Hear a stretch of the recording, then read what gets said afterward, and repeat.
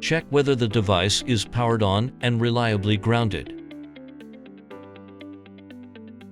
Measure the voltage of the RS485 port, which should be about 0.5 volt.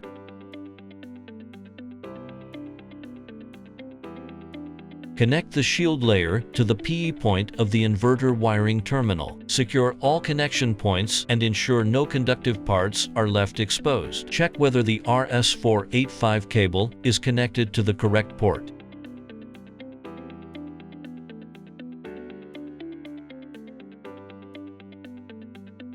Log into the app. Scan the QR code on the device to connect to the inverter locally.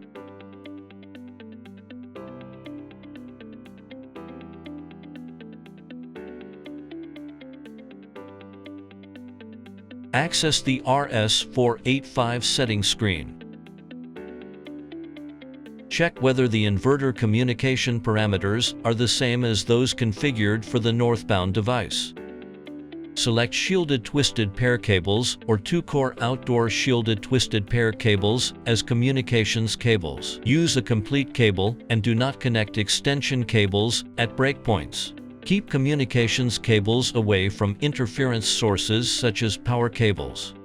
If the RS485 communication distance exceeds 100 meters or there are many cascaded devices, add a 120 ohms termination resistor to the last device on the communications link. If the fault persists, contact Huawei technical support.